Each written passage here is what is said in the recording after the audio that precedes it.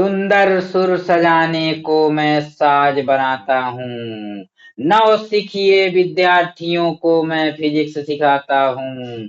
चुपचाप सुनता हूँ शिकायतें मैं आपकी, और फिर दुनिया को बदलने की आवाज बनाता हूँ। Welcome back to my all students, Vipin Dwivedi physics classes में एक बार आपका फिर से स्वागत है। दिस इज योर क्यूट सा channel Vipin Dwivedi physics classes, where you can feel and realise the concept of physics in different ways. देखिए आज का जो हमारा टॉपिक रहेगा, बारहवीं की क्लास का विभव मापी चैप्टर का बहुत ही ज्यादा इंपॉर्टेंट टॉपिक, विभव मापी की सहायता से सेल का आंतरिक प्रतिरोध ज्ञात करना। मतलब हम लोग आज क्या सीखने वाले हैं, इस क्वेश्चन का कंप्लीटली सॉल्व सीखेंगे। चाहे हम इसके सिद्धांत की बात करें, चाहे इसके नामांकित चित्र की बात करें, चाहे प्रेक्षण सारणी सावधानियां, पूरी तरह से आपको क्लियर करा देंगे। आप देखेंगे कि आप इस क्वेश्चन में 5 में से 5 लाएंगे, और साथ में इस क्वेश्चन को एक्सपेरिमेंट या प्रयोग की दृष्टि से भी क्लियर करेंगे। तो चलिए देर न करते हुए हम लोग लेते हैं, सबसे पहले इसका चित्र बनाते हैं। तो आ जाते हैं, जो फर्स्ट टॉपिक है नामांकित चित्र। क्या बनाएंगे? नामांकित चित्र। तो चलिए इसका डायग्राम हम लोग बना लेते हैं। देखिए सबसे पहले आपको स्टाइलिश फिगर बनाना है, क्योंकि फिजिक्स सब्जेक्ट में फिगर जो है बहुत ही ज्यादा इंपॉर्टेंट होता है। जितना अच्छा और फिट फिगर आप बनाएंगे, चित्र बनाएंगे, उतना ही ज्यादा आपको नंबर और प्राप्त होगा। क्लियर है? तो चलिए बना लेते हैं। आइए सबसे पहले आपका ये संचायक cell B1, plus plate minus plate plus plate minus plate, ये आपका स्टोरेज सेल है। इसको नाम दे देते हैं B1। ये आपका plus plate minus plate.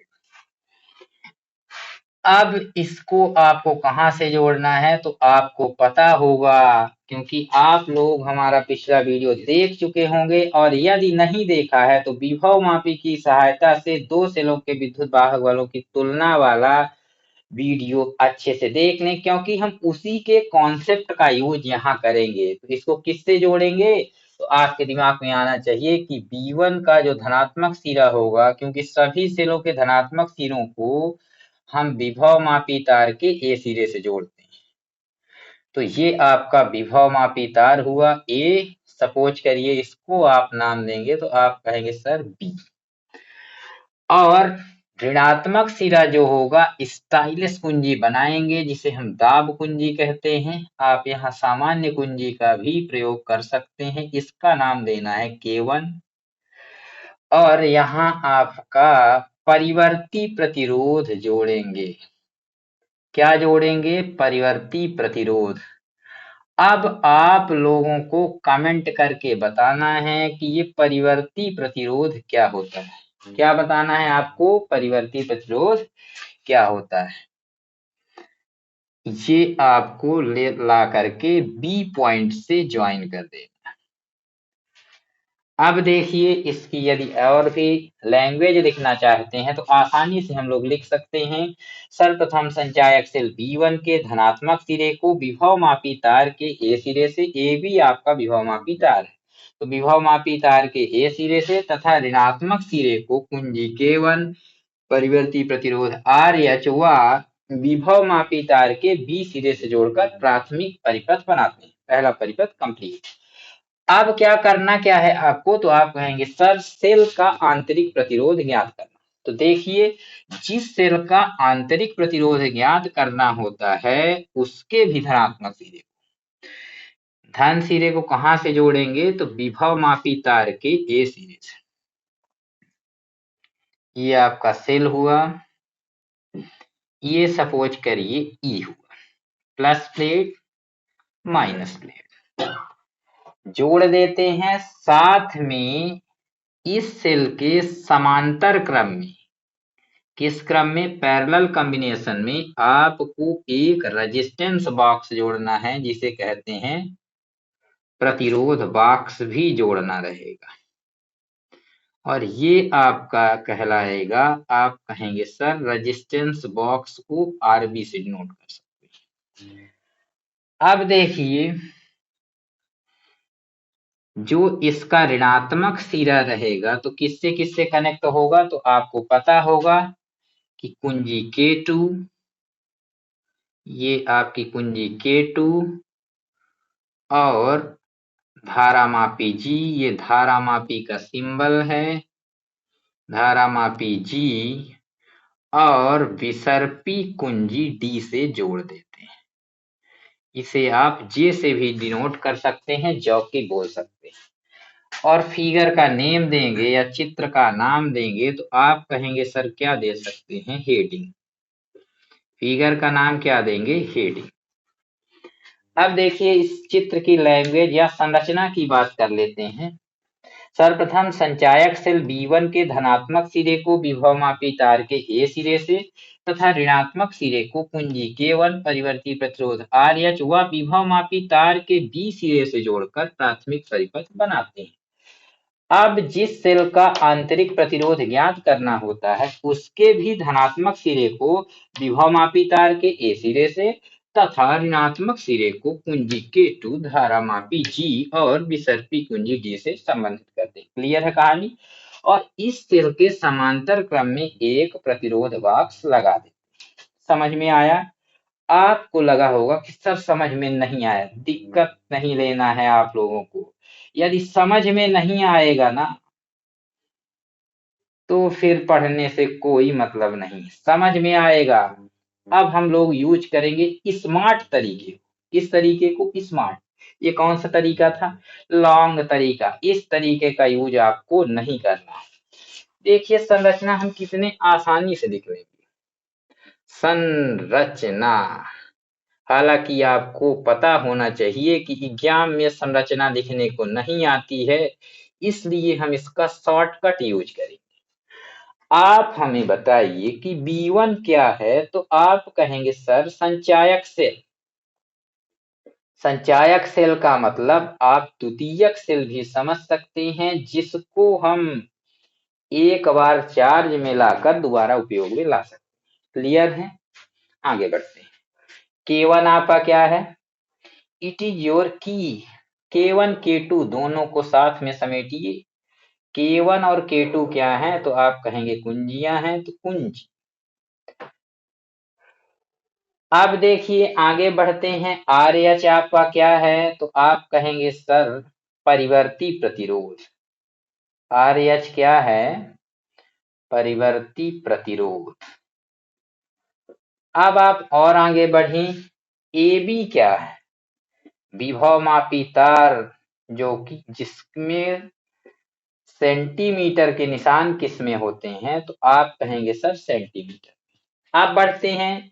E क्या है? वही जादुई सेल। सेल है जिसका आपको EMF या विद्युत वाहक बल निकालना है। क्लियर है? अब देखिए ई के बाद आपका एक आरबी साहब है। आरबी क्या है? रेजिस्टेंस बॉक्स, जिसे आप बोल सकते हैं प्रतिरोध बॉक्स। क्या बोल सकते हैं?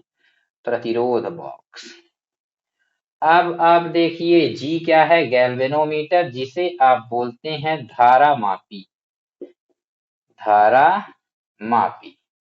और आपका डी जो है वो क्या है? तो आपको पता है विसर्पी कुंजी या विसर्पी कुंजी, या इसी को आप क्या बोलते हैं?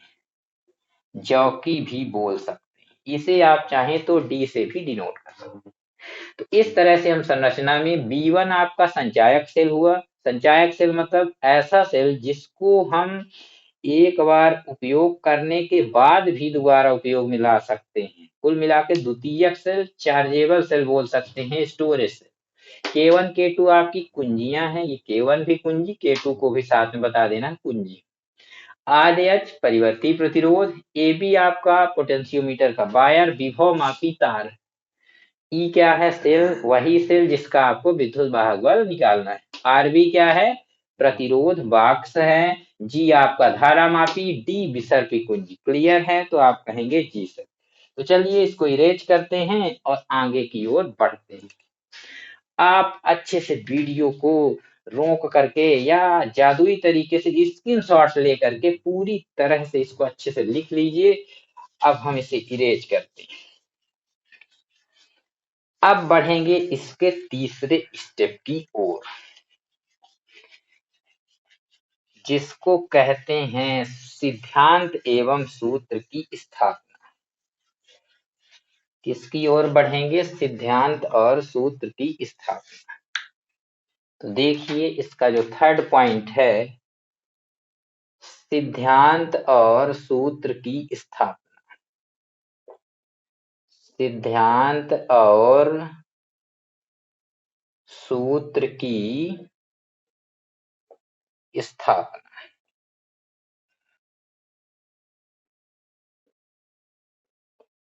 देखिए एक लैंग्वेज लिखते हैं। सबसे पहले आपको एक फार्मूला बताते हैं। देखिए E बराबर विद्युत वाहक बल बराबर, यहाँ पर आपका फार्मूला होगा I into R plus R. मतलब विद्युत वाहक बल बराबर धारा गुणे प्रतिरोध। लेकिन ये जो आपको प्रतिरोध है वो परिपथ का कुल प्रतिरोध है। कैसे जाने? आरबी जो है रेजिस्टेंस बॉक्स, ये परिपथ का प्रतिरोध आर मानेंगे, जिसको हम बाह्य प्रतिरोध कहेंगे। स्मॉल आर जो है इस सेल का आंतरिक प्रतिरोध है। आप चाहें तो यहाँ शॉर्ट में इसे डिनोट भी कर सकते थे। यहाँ पर आप कर ही दें छोटा सा स्टाइलिश फिगर, तो स्मॉल आर यहाँ हो जाएगा। तो आप यहाँ आर भी डिनोट कर सकते हैं। तो आई ई बराबर आई इंटू आर प्लस आर। यदि ओम का नियम देखें तो V बराबर आई आर या आर आई, जिसे राई भी बोल सकते हैं। अब आप देखिए V और E में आई आर, दैट मीन्स इनमें थोड़ा सा डिफरेंस है कि विद्युत वाहक बल में एक और प्रतिरोध है आर प्लस आर है। दैट मीन्स परिपथ का कुल प्रतिरोध, आर आपका बाह्य प्रतिरोध और आंतरिक प्रतिरोध, और ये आई आर विद्युत वाहक बल। यही कारण है कि क्योंकि आर प्लस आर यदि आप रखेंगे, आई से मल्टीप्लाई करेंगे, दोनों की वैल्यू लेंगे तो आपको बड़ी वैल्यू मिलेगी। इसलिए विद्युत वाहक बल सदैव विभवांतर से बड़ा होता है। तो खैर बात करते हैं, इन सब क्वांटिटियों की आवश्यकता आपको पड़ेगी इस सूत्र की स्थापना में। तो देखिए क्या लिख सकते हैं इसकी लैंग्वेज। माना सेल ई का विद्युत वाहक बल ई, फिर क्या लिख सकते हैं? आंतरिक प्रतिरोध आर, बाह्य प्रतिरोध आर, तथा सेल के सिरों पर विभवांतर भी आरोपित करने पर कैपिटल आई धारा प्रवाहित होती है। क्योंकि जब तक सेल के सिरों पर या परिपथ के किन्हीं दो बिंदुओं पर आप विभवांतर आरोपित नहीं करते हैं, तब तक धारा प्रवाहित नहीं होती।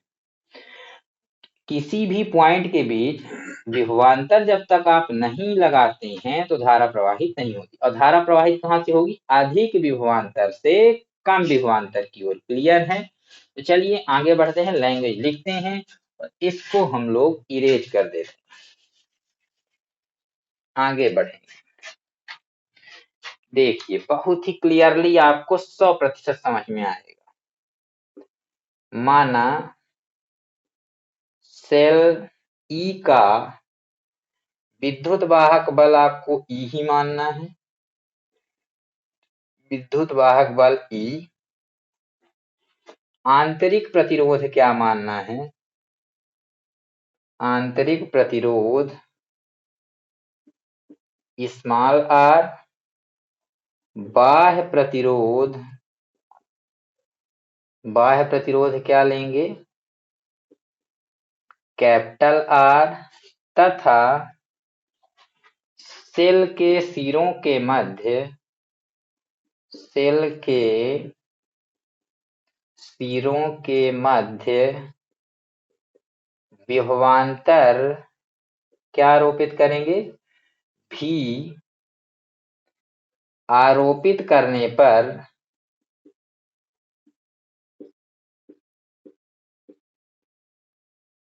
सेल से कैपिटल आई धारा प्रवाहित होती।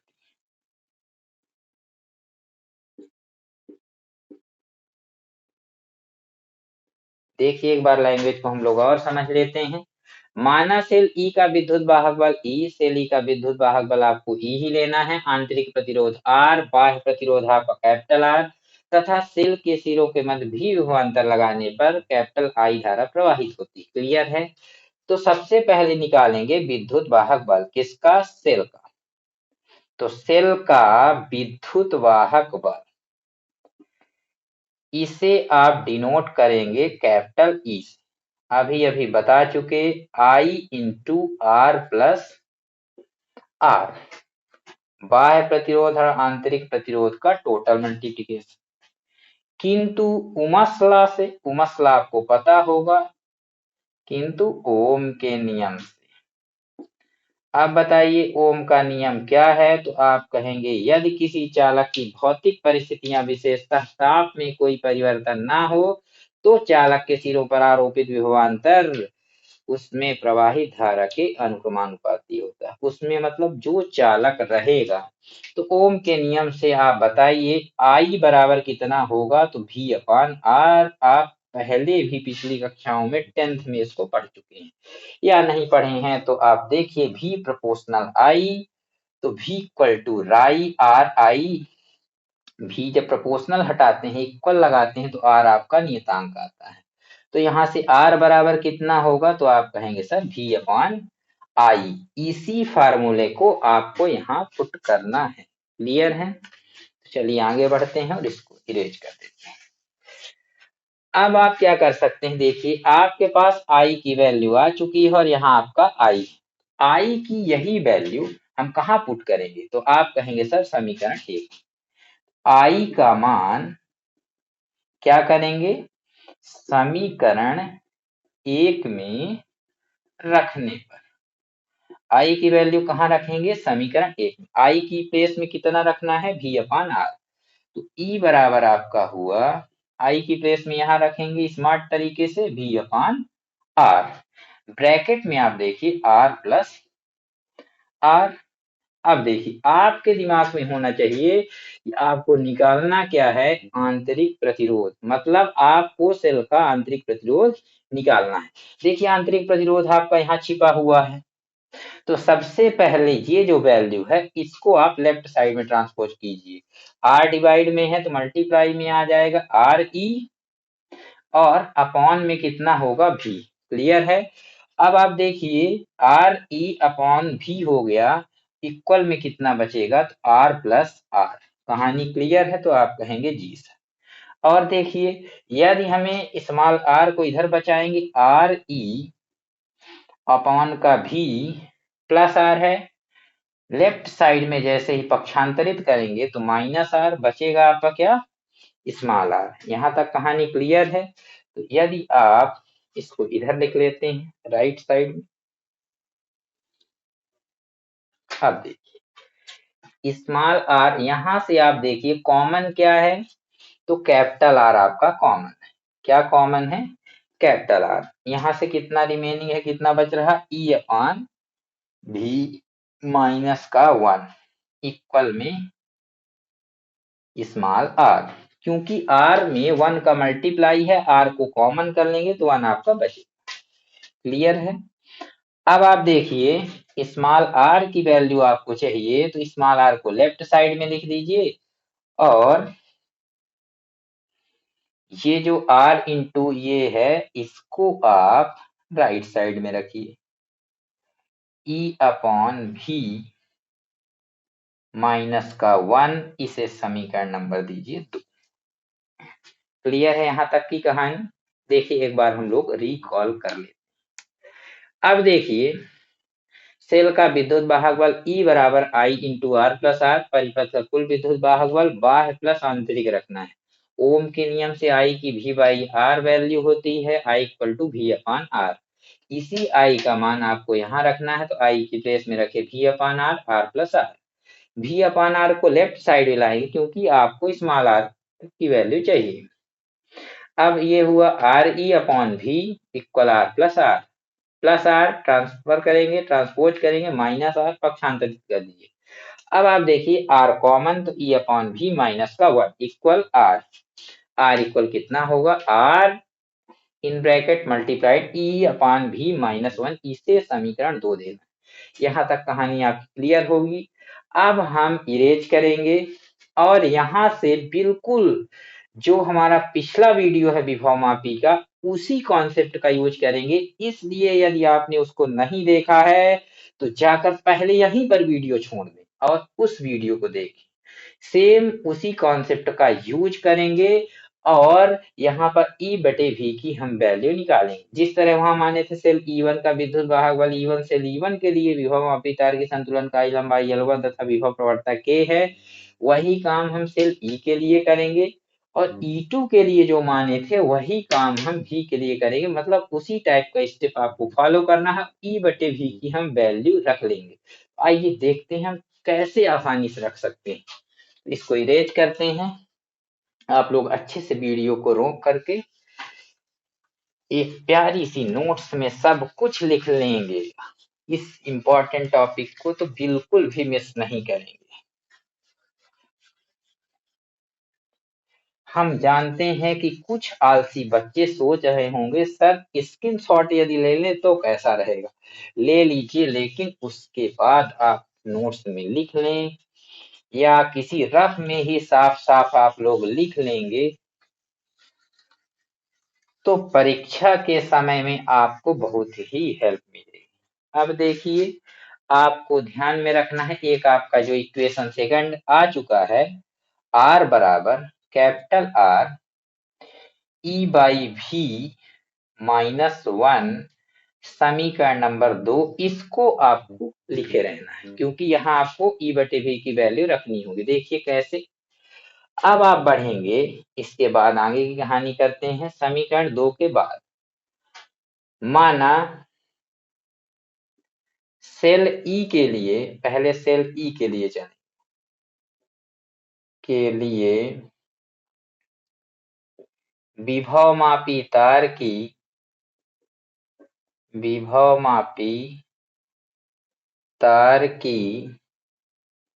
संतुलनकारी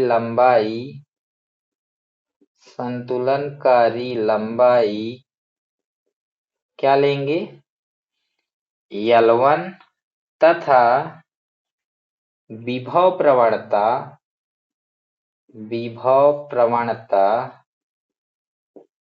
K।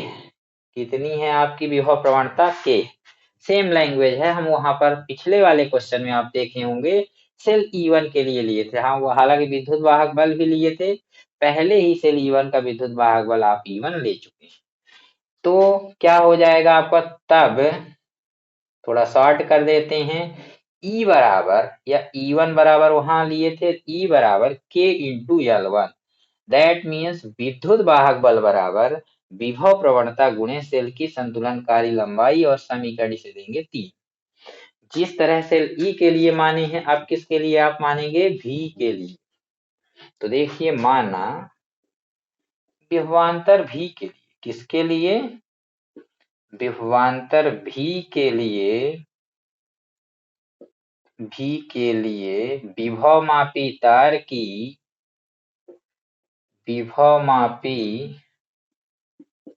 तार की संतुलनकारी लंबाई क्या लेंगे, L2 तथा विभव प्रवणता कितनी मानेंगे, आप कहेंगे सर K। विभव प्रवणता क्या मानना है आपको, K। तब आपका क्या हो जाएगा, E और V में कोई खास डिफरेंस नहीं होता है क्योंकि विद्युत वाहक बल भी एक तरह का विभवांतर कहलाता है। तब आपका V बराबर हो जाएगा K इंटू L2। समीकरण आप देंगे 4। समीकरण 3/4 से 3 में 4 का डिवाइड करेंगे। समीकरण 3 स्मार्ट तरीके से लिख दें, भागे 4। 3 में 4 का भाग देना है, आपको वीडियो छोड़कर भागना नहीं। 3 में 4 का क्या करेंगे, भाग देंगे। देखिए, लेफ्ट साइड में लेफ्ट का डिवाइड E और इसका लेफ्ट साइड आपका समीकरण 4 का V राइट साइड KL1 और ये आपका KL2। के से क्या क्या होगा, कैंसिल आउट। तो E बटे भी आपका कितना हो रहा है, देखिए L1 बाई L2। अब देखिए E बटे भी आपका हो रहा है L1 बाई L2। यदि आप अच्छे से देखें, इस इक्वेशन को देखें, गौर से देखें, आंखें खोल कर देखें, E बटे भी लिखा हुआ है। इसकी प्लेस में हम यहां से क्या रख सकते हैं, आप कहेंगे सर L1 अपान L2। तो E बटे भी की प्लेस में क्या आ जाएगा, उसके स्थान में क्या आ जाएगा, L1 बटे L2। क्लियर है। तो समीकरण 2 से कहां से लिखेंगे, इसके बाद इसको अभी लिखना नहीं है, ये पहले का आपका लिखा हुआ। तो समीकरण कितने से चलेंगे, 2 से। क्या करना पड़ेगा आपको 2 में, जहां E बटे भी क्या है, E बटे भी है, तो वहां पर क्या रखेंगे, L1 बटे L2। R बराबर कैपिटल R इंटू E बटे भी की जगह हमें क्या रखेंगे, तो आप कहेंगे सर L1 बटे L2 माइनस का 1। और यदि आप यहाँ भी चाहते तो चाहे तो यूनिट लिख दें ओम, नहीं भी लिखेंगे कोई दिक्कत नहीं होगी। समीकरण 2 में भी रख सकते थे, स्मॉल r प्रतिरोध का SI मात्रक ओम होगा। इसे आप समीकरण देंगे पूरे को कितना, 5।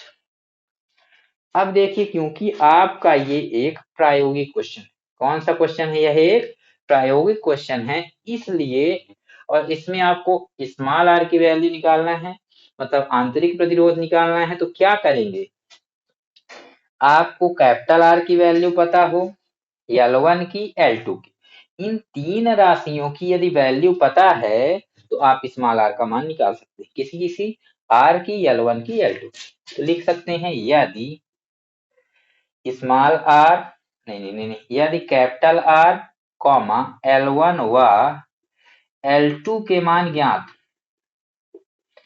L2 के मान के का स्क्वायर हो गया, L2 के मान ज्ञात हूं तो समीकरण कितने की सहायता से, 5 की सहायता से, समीकरण 5 की सहायता से क्या कर सकते हैं आप, स्मॉल r की या सेल के आंतरिक प्रतिरोध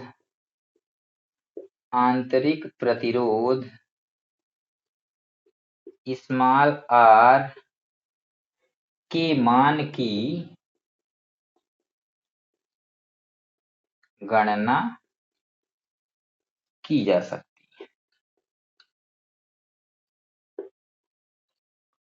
देखिए, जैसे ही आप समीकरण 2 तक निकालेंगे तो E बटे V जो है, E के लिए हम E की पहले सेल E के लिए चलेंगे, सेल E के लिए विभव मापी तार की संतुलनकाई लंबाई L1, मतलब सेल E को जब कनेक्ट करेंगे तो विभव मापी तार में एक संतुलनकाई लंबाई जो कि आगे पीछे आती है और इसमें सेंटीमीटर के निशान बने होंगे, तो L1 तथा विभव प्रवणता K है। फिर इसके बाद ऐसे ही विभवांतर V के लिए विभव मापी तार की संतुलनकाई लंबाई L2 तथा विभव प्रवणता K है, तो V बराबर KL2 विभव प्रवणता गुणे सेल की संतुलनकाई लंबाई।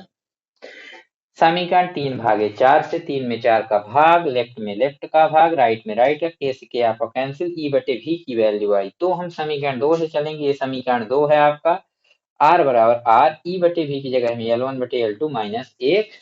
यदि R, L1 और L2 के मान ज्ञात हों तो समीकरण 5 की सहायता से हम लोग क्या कर सकते हैं, सेल के आंतरिक प्रतिरोध की गणना कर सकते हैं। क्लियर है ना कहानी, जी सर। अब बढ़ेंगे हम लोग प्रेक्षण सारणी की ओर।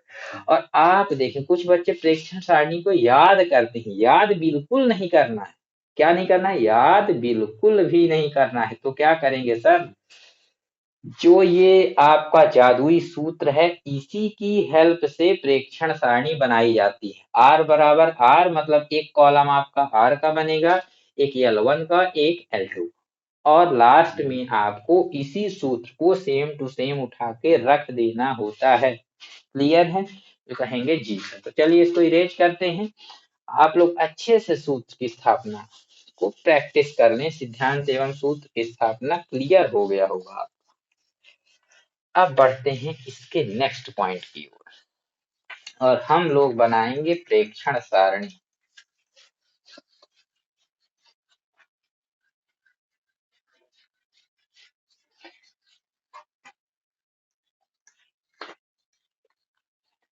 देखिए प्रेक्षण सारणी को कैसे हम लोग स्मार्ट तरीके से बनाते हैं।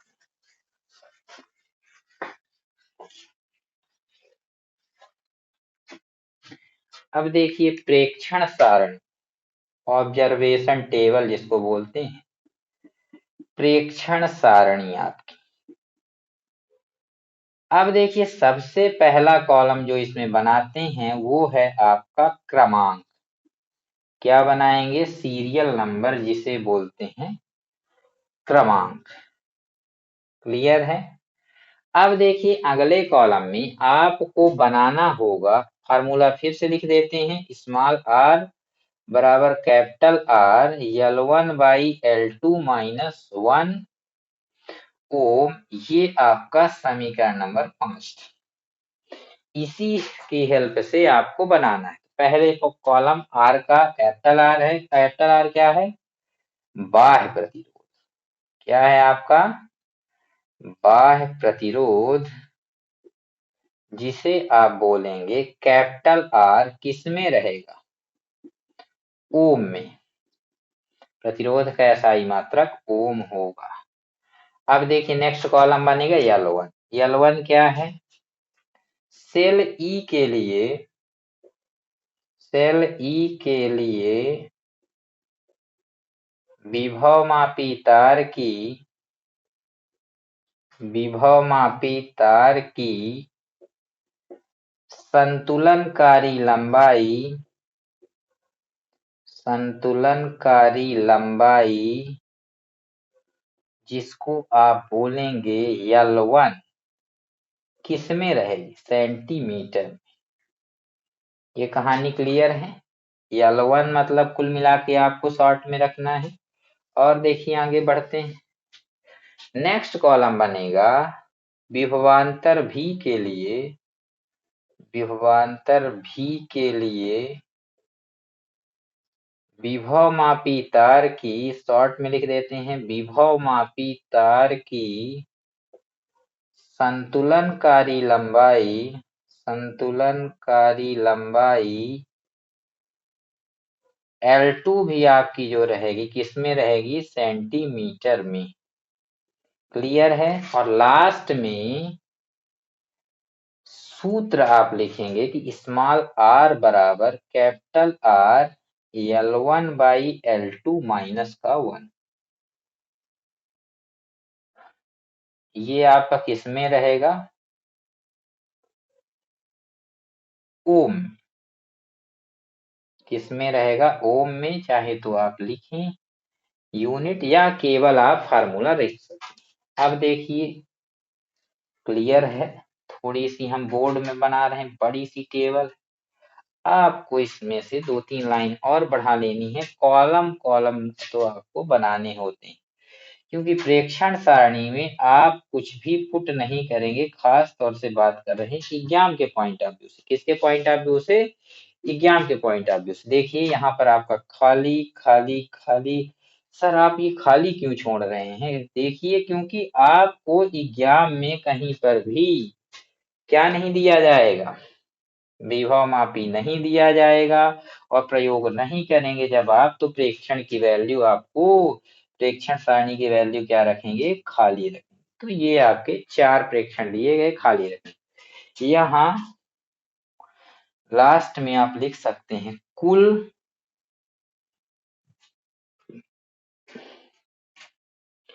मध्यमान, मध्यमान, इसमें आर की कई वैल्यू निकलेगी, डैश डैश ओ, या इसी को बोल सकते हैं मध्यमान न लिख करके, ठीक है, होगी कुल मध्यमान आर भी बोल सकते हैं, माध्य प्रतिरोध भी बोल सकते हैं। क्या बोल दें? मध्यमान न लिख करके माध्य प्रतिरोध बोल देते हैं। ये आपका टोटल माध्य प्रतिरोध आर। बराबर डैश डैश ओम, क्योंकि यहाँ प्रेक्षण नहीं दिए।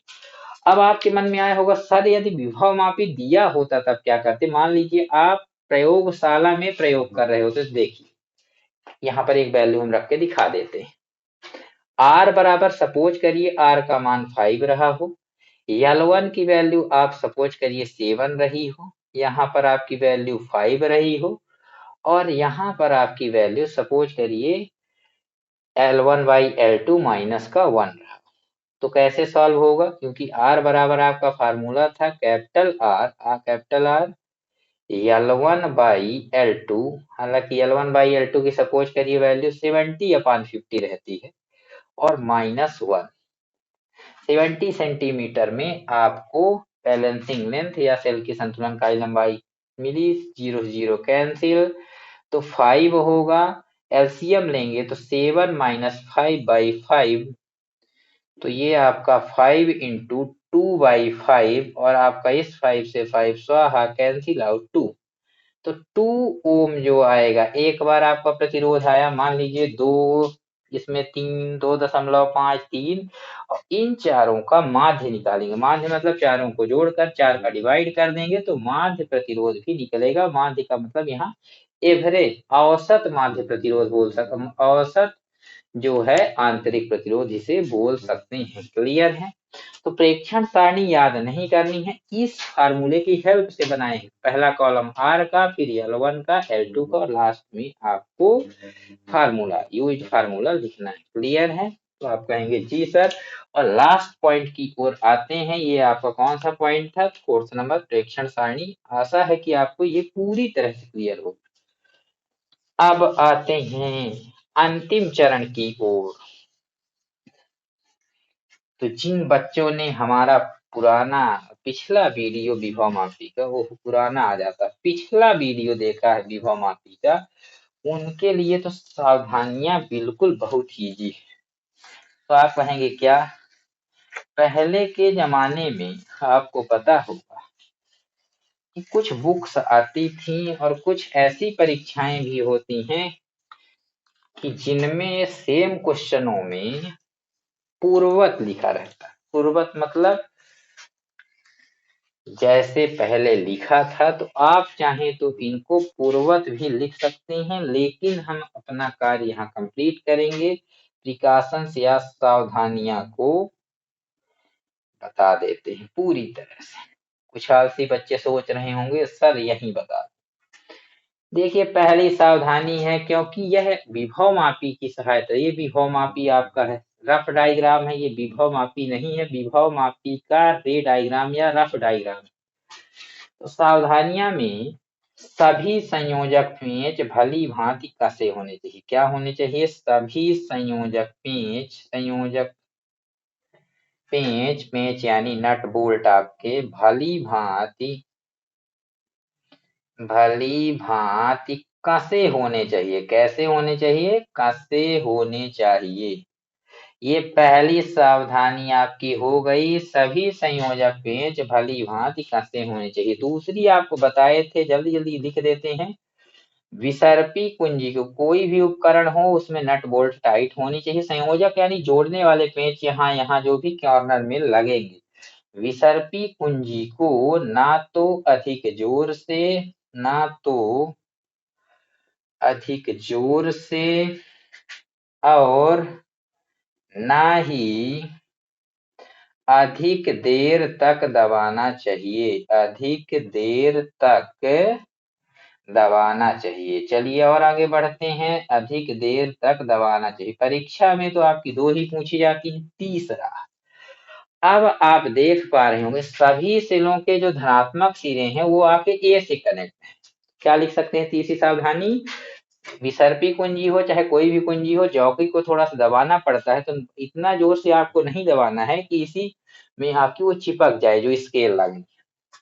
यहाँ पर तो क्या लिखेंगे, थर्ड सावधानी, सभी सेलों के, तीसरी लिख लेते हैं, सभी सेलों के धनात्मक सिरों को, कैसे, धनात्मक सिरों को विभव मापी तार के, को विभव मापी शॉर्ट में लिख देते हैं, तार के किस सिरे से जोड़ना चाहिए। चित्र से देखिए, चित्र से सभी सिरों के धनात्मक सिरों को विभवमापी तार के कहाँ से जोड़ना चाहिए? तार के ए सिरे से जोड़ना चाहिए। किससे? ए सिरे से जोड़ना चाहिए। क्लियर है कहानी? और एक लास्ट सावधानी आपको बता देते हैं, बताएंगे, आप लोग इसे सुन करके लिख लेंगे। कैसे लिखेंगे? सुन करके। जब कभी भी किसी उपकरण में धारा मापी लगा हो तो उसके साथ क्या लगाते हैं? समांतर क्रम में हल प्रतिरोध का तार शंट। तो धारा मापी के साथ सदैव शंट का प्रयोग करना चाहिए, किंतु शून्य विक्षेप की स्थिति में इसे हटा लेना चाहिए। धारा मापी के साथ सदैव शंट का प्रयोग करना चाहिए, किंतु शून्य के विक्षेप की स्थिति में इसे हटा लेना चाहिए। और भी लिख सकते हैं, केवल सोचिए। सभी जो संयोजक पेंच हैं उनको रेत मार कागज से भली भांति साफ कर लेनी चाहिए, लेकिन ये बहुत ही छोटी सावधानी है, ट्वेल्थ की दृष्टि से बहुत ही छोटी है, इसलिए इसको आप लोग नहीं लिखेंगे। जब अच्छी अच्छी सावधानियां आपके पास हैं, अच्छी अच्छी सावधानियां हैं, तो आप इस छोटी सावधानी को नहीं लिखेंगे। क्लियर है कहानी? क्योंकि बहुत ही कॉमन आपकी सावधानी। तो इस तरह से 5 सावधानियां वैसे तो हम आपको बता दिए, 3 लिखी हुई हैं, 2 आपको और बताई जा चुकी हैं, तो आपको एग्जाम में कोई भी 2 लिखने को आती है। इस तरह से हम लोग बहुत ही ज्यादा 12th के इंपॉर्टेंट टॉपिक क्लियर कर चुके हैं। यदि आपको समझ में आया हो तो सब्सक्राइब करें और इस वीडियो को अधिक से अधिक 12th के विद्यार्थियों तक फैलाइए, ताकि उनके 5 नंबर बिल्कुल क्लियर हो जाएं। आपको यदि हमारा प्रयास अच्छा लगा हो तो चैनल को सब्सक्राइब जरूर कर लें, ताकि लेटेस्ट नोटिफिकेशन आपको मिलती रहे। धन्यवाद। एंजॉय करें।